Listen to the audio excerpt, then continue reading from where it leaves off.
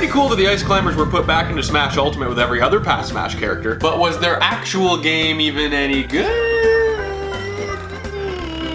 Like Mr. Game & Watch and the Fire Emblem people, I first found out about these characters even having an existence through playing Smash Bros. Melee. And if they made it into the Smash series, they must be kinda noteworthy. Their last game was released in 1985, which was their first and only game if you don't count ports and re-releases. It can be a one-player or a two-player expedition. And if you're playing solo, you default to Popo. And that's fine. Blue's tried and true like your go-to pair of jeans, but I much prefer Nana's pink jacket. I look best in spring colors. I know this game came out in the mid-1980s, but choice is always a wonderful thing. And this bird-dactyl thing left me with no choice.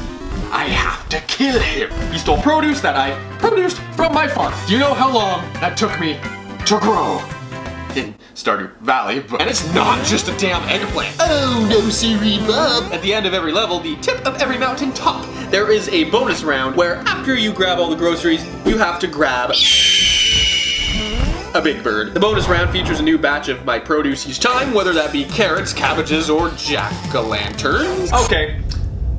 This bird card my pumpkins? It's not even that time of year yet. At the time of filming this, what's he gonna do? Just sell these as decorations to winners? Because the only store he's allowed to shop at is, losers, and I'm about to cash in my gift card. Well, I definitely have to get my core back. I have a secret way of growing it that gives you extra life. And subsequently, it's the only way to get an extra life in the game. The NES game consists of 32 levels. From the main menu, you can also choose what level you'd like to start on if you want. There's an arcade version called Versus Ice Climber that came out later that had more tough levels, more effects, and enemies, and then that got re-released on Famicom in Japan, but was downgraded from the arcade version. And like the Mario Brothers arcade game, if you go all the way left or right on the screen, you'll end up on the opposite side. Each successive level gets harder than the next, because normally that's what video games do, and you'll start encountering new obstacles.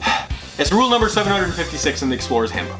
Where there's winter, there's Yetis. Trust me, I'm from Canada, and I've walked into a Timmy's before and run into a few Yetis, among other questionable characters, usually at night, which is also when this game takes place. The Yetis, or Topies in this game, come in and replace the ice you just chipped at so you could climb the mountain more. They're small and cause problems, like the kidney stones I'm gonna get later in life because I didn't drink enough citrus. You can't sit back and sip lemonade if you're playing this game. Apparently in Japan, the Topies were actually seals, but that would change an E game to an M game pretty quick. Because if you see what the Ice Climber does to attack any other enemy, that wouldn't really go over well with PETA, or anyone, really. You can't beat seals. I mean, you can't beat seals because they're awesome. Like, you can't beat a seal, but you can't, like, physically, like... The other enemies are nitpickers, basically the spawn of Bitchbird up there, who will try and fly into you. And there's also polar bears, and if they were human, would look like they have an extreme case of winter denial. If you're taking your time climbing the mountain, he'll force the screen to go up with his polar-powered paws. The other enemies in this game are the elements.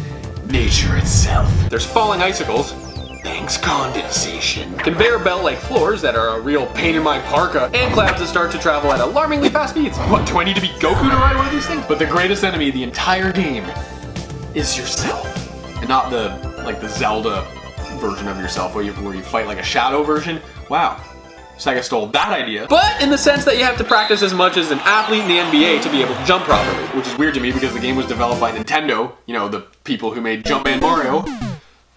It really seems like I made contact with the ground when I try and land, but I guess I'm just not that athletic. When you conquer the Condor for the last time, nothing special really happens. The game essentially just repeats itself. You're just trying to get the highest score possible, along with your daily helping of veggies. Overall, I'd have to compare this game to an ice cold popsicle. If you don't zoom it fast enough, it's just gonna melt and be this frustrating mess.